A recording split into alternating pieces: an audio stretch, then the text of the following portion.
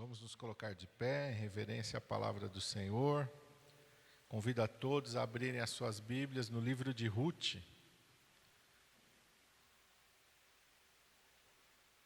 Logo depois de Juízes. Começo da Bíblia. Antes de Samuel, de 1 Samuel, né? Entre 1 Samuel e entre Juízes, né? Termina Juízes, Ruth, depois 1 Samuel, capítulo 1.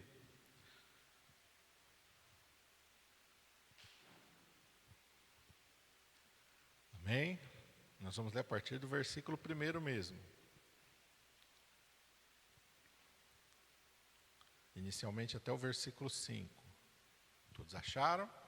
Amém? Está escrito assim: E sucedeu que nos dias em que os juízes julgavam, houve uma fome na terra, pelo que um homem de Belém de Judá saiu a peregrinar nos campos de Moabe, ele e sua mulher e os seus 2 filhos. E era o nome deste homem Elimeleque, e o nome de sua mulher Noemi, e o nome dos seus 2 filhos Malom e Quilion, efrateus de Belém de Judá. E vieram aos campos de Moabe e ficaram ali. E morreu Elimeleque, marido de Noemi, e ficou ela com seus 2 filhos, os quais tomaram para si mulheres moabitas. E o nome de uma era Orfa, e o nome da outra Ruth, e ficaram ali quase 10 anos. E morreram também ambos, Malom e Quilion, ficando assim esta mulher desamparada dos seus 2 filhos e do seu marido. Até aqui. Vamos orar. Pai, em nome de Jesus, nós estamos, Senhor, diante da Tua palavra. E nós te pedimos, ó Pai, fala conosco através da Tua palavra. Espírito Santo, fala conosco, ministra aos nossos corações tudo aquilo que o Senhor tem para nos entregar, tudo aquilo que o Senhor quer ministrar, Senhor. Tu tens toda a liberdade, Senhor, de falar, Tu tens liberdade de agir, de se mover, ó Pai, de pegar esta palavra, Senhor, e trabalhar em cada vida, em cada coração, segundo a Tua vontade e o Teu querer. E nós estamos aqui submissos ao Teu trabalhar, ao Teu agir, ó Pai. Meu Deus, usa, Senhor, a minha vida, eu te peço, Pai, em nome de Jesus. Amém. Os irmãos podem se assentar. Nesta manhã o Senhor me levou a essa palavra de Ruth. E o Senhor falou comigo sobre restauração, sobre reconstrução, sobre o caminho da restauração. Nós vemos aqui uma família que num período de dificuldade, aqui diz no versículo 1, houve uma fome na terra. Este homem então pega a sua mulher e pega os seus filhos e ele toma uma decisão difícil, uma decisão ousada. Ele sai dos termos de Israel e ele vai peregrinar nos campos de Moabe. Ele leva a sua família, leva os seus filhos para lá. E durante este período em que eles estão ali no meio dos moabitas, a palavra de Deus diz que ele morre, Elimeleque morre. Fica só Noemi e os seus filhos casam com mulheres moabitas. Mas em pouco tempo os filhos também vão morrer. E Noemi vai ficar sozinha. E o Senhor me mostrou algumas lições aqui. E a primeira coisa, que o Senhor me mostrou, e o Senhor colocou no meu coração: não saia da presença de Deus para buscar nada. Não saia da presença de Deus para buscar nada. Não existe nada fora da presença de Deus que vai acrescentar nada na tua vida. Não vai acrescentar. Tudo que está fora da presença de Deus não vai acrescentar nada na tua vida. Existem períodos difíceis, sim. O Evangelho não é um mar de rosas. Jesus disse: no mundo tereis aflições. E nós passamos por aflições e nós passamos por tribulações no Evangelho, servindo a Deus, na casa de Deus. Mas não saia da casa de Deus. Não saia da igreja. Não saia da comunhão de Deus para buscar nada. Nada, nada, nada, nada. Este homem saiu para buscar comida, para buscar sustento, para buscar provisão. Ele não permaneceu na presença de Deus. Ele não permaneceu no meio da comunhão dos filhos de Deus. E o resultado morte. No versículo aqui diz 3, Elimeleque morreu. Ele tomou a decisão, ele era o cabeça da casa, ele leva a sua família para lá. O resultado que ele encontrou lá, morte. E porque ele leva a sua família, o dano se estende à sua família. Porque vai dizer aqui no versículo 5 que ambos os seus filhos, Malom e Quilion, morreram também. A palavra de Deus diz assim, e Jesus é quem fala, está registrado. O diabo veio para matar, roubar e destruir. Quando você sai da presença de Deus, você vai de encontro àquilo que o diabo faz. Presta atenção, grava isso no teu coração. Quando você sai da presença de Deus, você vai de encontro àquilo que o diabo faz. Não existe neutralidade no mundo espiritual. Ou nós estamos com Deus, ou nós estamos nas mãos do diabo. Não tem neutralidade. Eu sou de Deus, mas eu vou dar um tempo. Não existe dar um tempo. Como se houvesse uma neutralidade. Um lugar onde você não está nem sob a influência de Deus, nem sob a influência do diabo. Não existe esse lugar. Ou você está submisso a Deus, ou você está dominado pelo diabo. E o resultado que vem da onde a gente se afasta de Deus e vai de encontro ao inimigo ele vem para matar, roubar e destruir. É isso que ele vai fazer. Elimeleque pensou que ele ia buscar algo bom para a sua família, mas ele encontrou a morte. Ele pensou que ele ia encontrar algo bom para os seus filhos, mas ele levou seus filhos para a morte. Então, quando a gente se afasta da presença de Deus, o resultado sempre vai ser esse. Não se engane, o diabo ilude, o diabo engana, o diabo é o mestre da mentira, é o mestre da ilusão. Ele promete coisas boas, mas ele não entrega nada do que ele promete. A gente mora num país em que a gente pode associar isso com o mundo político. Muitas pessoas prometem muito, mas não entregam nada. É só uma mentira, é só uma ilusão, é só um engano. Então a gente entende isso muito bem. E o diabo ele é especialista nisso. Existem pessoas que, eu preciso trabalhar, então arrumei um emprego que eu tenho que ir de domingo, não posso ir na igreja. Deus sabe, Deus entende. Irmão, cuidado, vigia. Eu arrumei um emprego agora que eu não tenho mais tempo de ir na igreja, pastor, mas Deus sabe. Deus sabe. Deus sabe que você está indo num caminho de morte. Deus sabe que você está indo para um caminho que não vai trazer nada de bom para você. Deus sabe. Deus sabe, é você que não está sabendo, Deus sabe. É você que não está entendendo o rumo que você está dando para a tua vida. Mas Deus sabe muito bem. E por isso Deus nos deixou a sua palavra.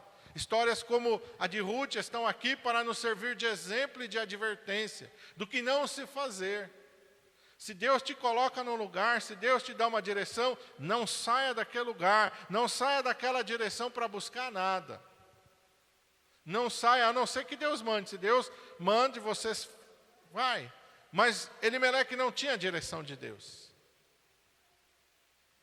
Ele não agiu na direção de Deus, ele não buscou uma palavra de Deus, ele não creu na provisão de Deus. As circunstâncias o fizeram tomar a sua decisão. O medo, a insegurança, a ansiedade. Como é que eu vou viver? Está com fome na terra. Mas eu ouvi dizer que em Moabe está melhor. Eu vou para lá. É sempre assim. O diabo ele não vai te apresentar nada, ele vai fazer alguém falar alguma coisa para você, vai fazer chegar uma conversa, um boato, vai apresentar alguma coisa para você. Olha, ouvi dizer que ali é bom, ouvi dizer que ali é legal, ouvi dizer que se eu fizer isso vai ser bom. É sempre assim. Mas quando você sai da direção de Deus e você chega lá, você não vai encontrar nada do que foi prometido. O filho pródigo saiu da casa do pai esperando o quê? Eu vou viver a vida. Aqui na casa do meu pai eu não tenho vida. Eu não faço nada aqui. Eu vivo aqui, trabalho e volto para casa. Uma vida sem graça. Mas eu ouvi dizer que lá fora tem um lugar legal para mim viver. tenho amigos, vai ter festa, vai ter tanta coisa boa, eu vou viver, eu vou aproveitar. Se eu tiver um dinheirinho, então aí eu aproveito. Não é isso que o mundo apresenta para nós? Você vai para a igreja, você só vai para a igreja e vai para casa, você só vai para a igreja, só faz as coisas. A vida está lá fora, a vida está nos prazeres do mundo, está nas festas, a vida está lá, é isso que o diabo, é a mesma conversa, é a mesma ilusão, é o mesmo engano. Filho pródigo vai, quando ele chega lá, o que ele encontrou? Nada do que o diabo prometeu, nada, perdeu tudo que ele tinha. O diabo veio para matar, roubar e destruir, perdeu tudo. Os amigos ele perdeu, porque não eram amigos de verdade. Amigo de verdade a gente só encontra na presença de Deus. O dinheiro ele perdeu. A dignidade ele perdeu. A Bíblia diz que ninguém lhe dava nada. Nem compaixão ele encontrou. Nem ajuda ele achou. O que deram para ele, vai lá. Fica com os porcos, come a comida dos porcos. A segunda lição, Deus sempre visita o seu povo. Ele dá provisão, está no versículo 6. Depois de que toda essa tragédia acontece nessa família, Ruth fica sozinha.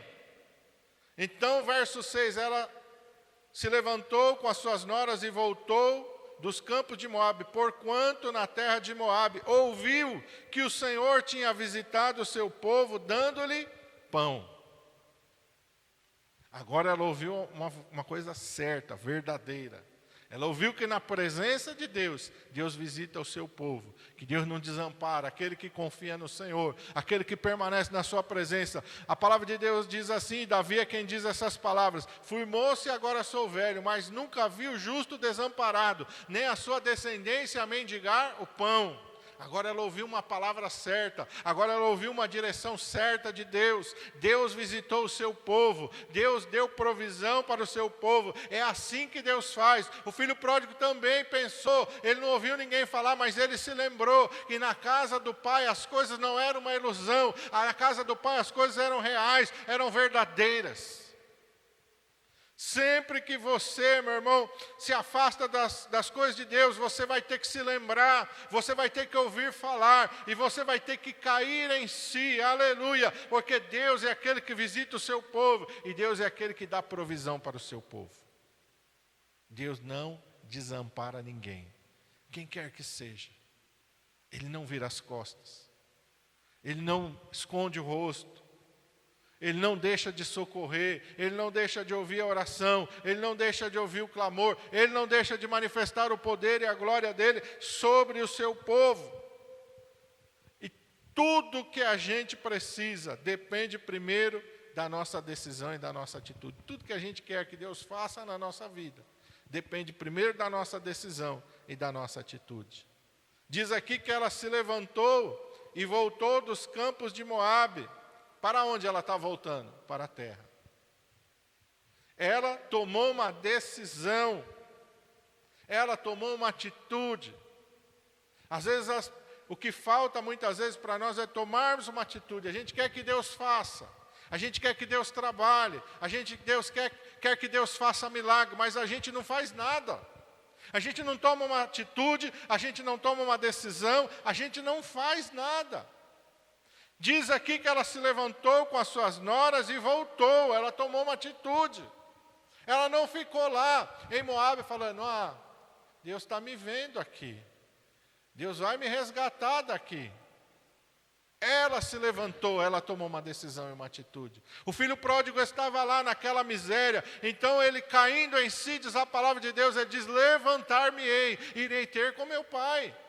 A gente tem que tomar uma atitude. Muitas vezes a gente fica na inércia. Não, Deus está me vendo, Deus está me vendo, Deus está me vendo. Olha, Deus está te vendo sim, então toma uma atitude. Deus está te vendo sim, então se levanta, toma uma decisão e faz alguma coisa que te leve mais perto de Deus. Ela precisava voltar para a presença de Deus. O filho pródigo precisava voltar para a casa do pai. Tome decisões, tome atitudes na tua vida que vão te levar mais perto de Deus. Você precisa que Deus faça alguma coisa na tua vida. Você precisa que o poder e a glória de Deus se manifestem. Então vai em direção a Deus. Não fica parado, pensando, Deus está me vendo. Um dia, quem sabe, Deus vai mudar a minha história. Vai, no dia que você se levantar, no dia que você tomar atitudes que te levem próximo de Deus, aos pés do Senhor. Então Deus vai agir na tua vida. Então Deus vai transformar o teu ser. Aleluia. Temos que nos levantar. Verso 7 diz que ela saiu do seu lugar onde estivera. Ela não ficou lá. Ela se levantou e saiu do lugar onde estivera, e as suas 2 noras com ela, e indo elas caminhando para que voltassem para a terra de Judá. Você parou de orar, e agora a tua vida está ficando complicada? Volta a orar. Você parou de ler a Bíblia, e agora as coisas estão difíceis? Volta a ler a Bíblia. Você se consagrava mais, e agora você parou de se consagrar, e as coisas foram... Volta a se consagrar. Tome atitudes. Tome decisões, faça coisas. Não é só a gente dizer para Deus, é a gente fazer alguma coisa. Eu preciso orar, então ore. Eu preciso jejuar, então jejue. Eu preciso ler a Bíblia, então leia a Bíblia. Tome atitudes, faça coisas. Não fica parado, esperando cair do céu. Vai cair do céu, sim. Mas quando você tomar uma atitude, quando você se levantar e você caminhar na direção do Senhor, e Ele vai vir em resposta à tua decisão, à tua atitude. Deus diz para Abraão, sai da tua terra, sai da tua parentela. Sai. Tem momentos que a gente tem que se levantar e a gente tem que sair de determinadas situações que nós estamos. Nós temos que sair de situações em que nós mesmos nos colocamos muitas vezes, em situações que muitas vezes está cômodo para nós, mas nós temos que sair dali. Era cômodo para Abraão ficar ali. Ali estava a parentela, ali estava o conforto, ali estava a segurança, mas não era ali que Deus queria ele. Sai da tua terra, sai da tua parentela, mas não sai com a tua decisão. Sai e vai para onde eu te mostrar. Caminha na minha palavra, anda na direção que eu te dou. Não é igual aqui Elimeleque, não faz igual Elimeleque. Eu ouvi um boato, eu ouvi dizer. Não, anda na direção de Deus, anda na palavra de Deus. Busca de Deus uma direção para a tua vida. Deus nunca nos abandona quando nós voltamos à sua presença. Olha o que está escrito, lá no capítulo 2, no verso 20. Noemi volta, ela chega em Israel, e Deus começa a agir. Quando ela chega ali, Deus começa a manifestar o poder e a glória dela. E no capítulo 2, no versículo 20, ela vai saber, ela vai reconhecer isso. Então disse Noemi à sua nora, bendito seja o Senhor, que ainda não tem deixado a sua beneficência, nem para com os vivos, nem para com os mortos. Disse-lhe mais Noemi, este homem é nosso parente chegado, e um dentre os nossos remidores. Bendito seja o Senhor, que não abandona, que não vira as costas, que não despreza. Quando a gente se humilha, quando a gente busca a sua presença, quando a gente se volta para Ele, Ele vai nos atender, aleluia. Ele vai vir ao nosso encontro. Ele tem prazer em restaurar a nossa vida. Ele tem prazer em... Aquela ilustração que Jesus dá do filho pródigo é perfeita. O pai estava esperando, o pai olha para o filho, o que o pai fala? Tira essas vestes do meu filho. Tira, dá um banho nele. Coloca vestes novas. Coloca sapato nos pés, coloca um anel no dedo dele e vamos celebrar, aleluia! É assim que Deus quer fazer na nossa vida. Deus tem prazer em transformar a nossa vida, em restaurar, em reestruturar a nossa vida. Mas nós precisamos caminhar na direção dEle. A Bíblia não diz que ele foi em busca do filho, o filho foi em busca do pai. Entenda isso. Tem gente que sai, está lá no mundão e está pensando, um dia Deus vai me resgatar. Não, irmão, levanta e volta para a presença de Deus. Levanta, usa as tuas pernas e vem na igreja. Não fica em casa não. Busca o Senhor, levanta, toma uma atitude, vai na igreja. Eu recebo muitos pedidos de oração e eu costumo perguntar para as pessoas: você está indo na igreja? Tem que ir na igreja, irmão. É fácil você ficar em casa. Eu quero que Deus mude a minha situação. Você está indo na igreja? Não. Você está orando? Não. Não, mas ora por mim. Eu não estou orando, mas ora por mim. Não esquece de orar por mim. Tudo bem, eu oro por você, mas se você não orar, não vai acontecer. Se você não se levantar e não for na igreja, não vai acontecer. Se você não tomar atitudes, não vai acontecer. Deus espera que a gente tome atitudes, decisões, posicionamentos. Deus espera que a gente se levante e faça alguma coisa. E aí Ele vai começar a agir. Primeira coisa, Deus colocou Ruth ao lado dela como alguém inseparável. Está no capítulo 1, verso 16. Ela está caminhando com as suas 2 noras, ela se vira e fala: minhas filhas, vocês são moabitas, fica aqui, não vão comigo. Eu não tenho mais nada para oferecer para vocês, meus filhos morreram. Ainda que eu viesse a gerar filhos, vocês iam esperar eles crescer de novo? Não, fica aí com seus pais, fica aí. Uma volta, a órfã vai embora, beija ela e vai embora, mas Ruth se agarra a ela. Verso 16 do capítulo 1. Disse, porém, Ruth: não me instes para que te deixe e me afaste de ti, porque aonde quer que tu fores, irei eu, e aonde quer que pousares à noite, ali pousarei eu. O teu povo é o meu povo, o teu Deus é o meu Deus. Aonde quer que morreres, morrerei eu, e ali serei sepultada. E faça-me assim o Senhor e outro tanto, se outra coisa que não seja a morte me separar de ti.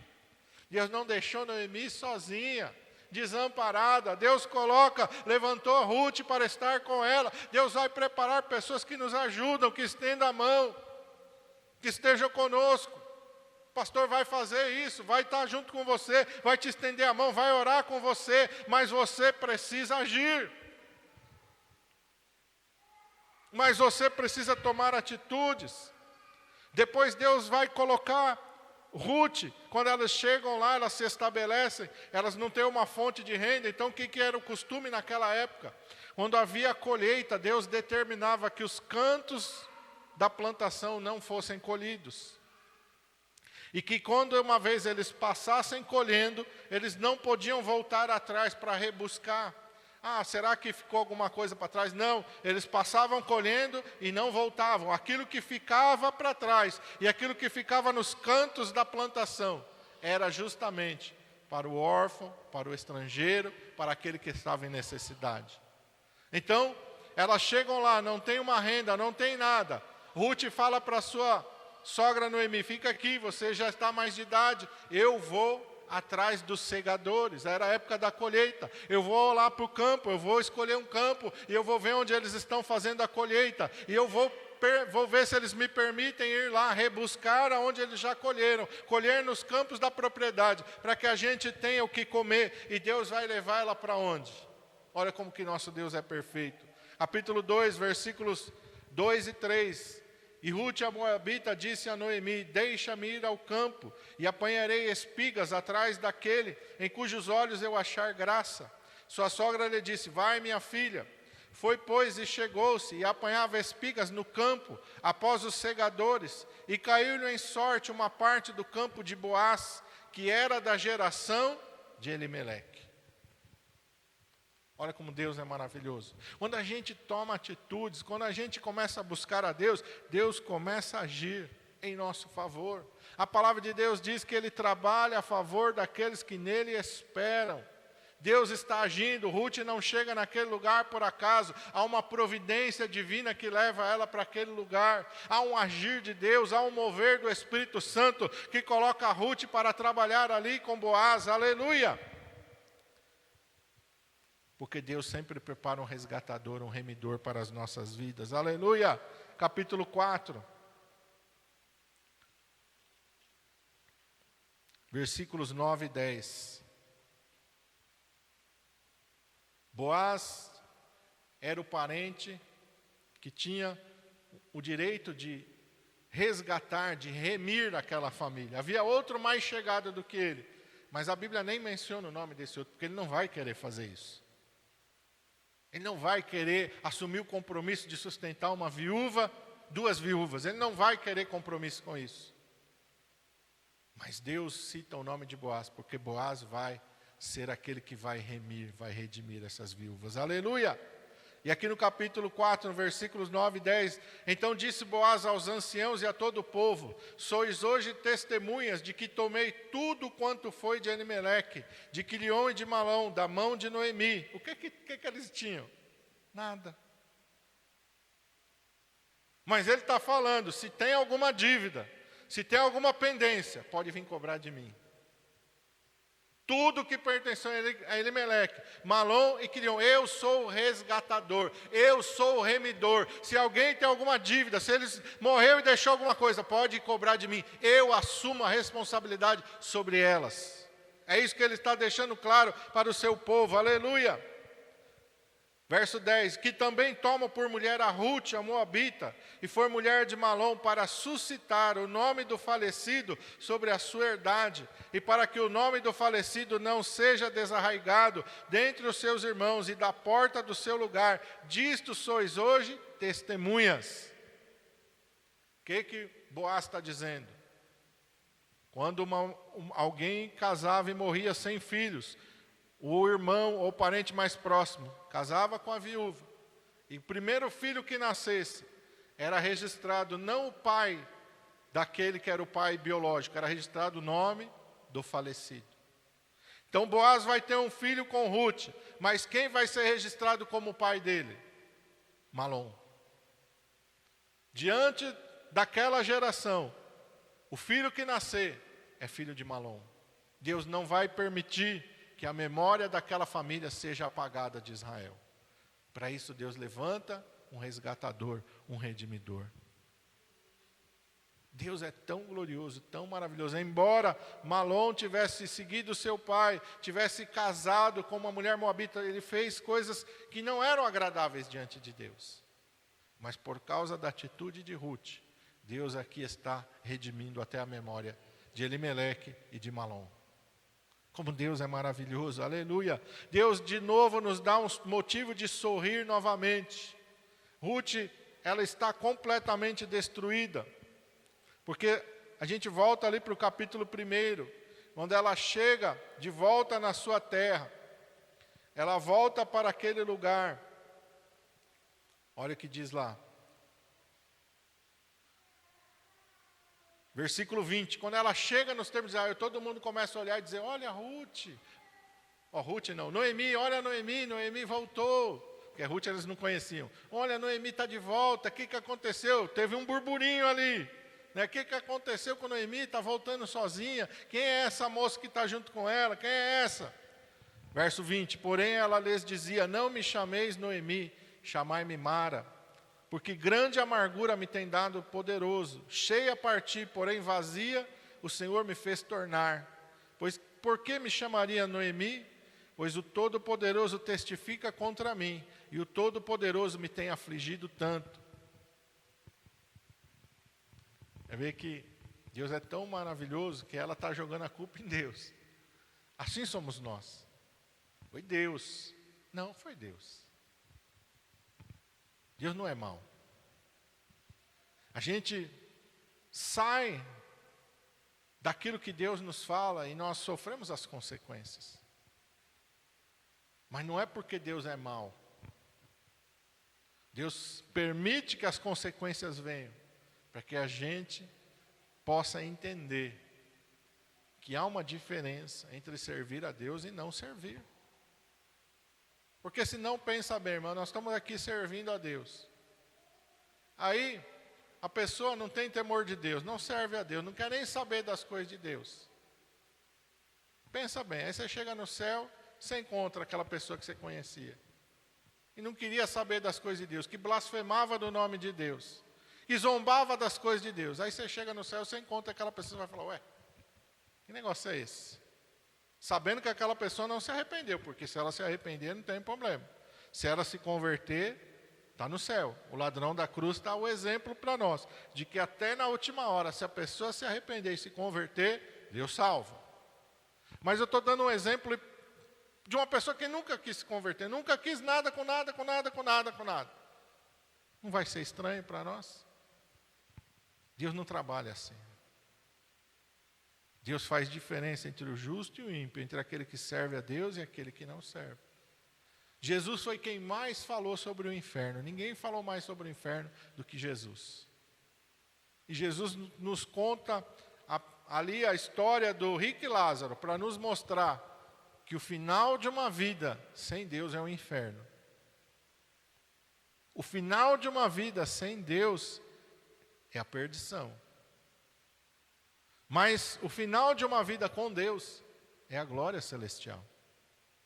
Então ela ainda não entendeu e não compreendeu, mas ela soube.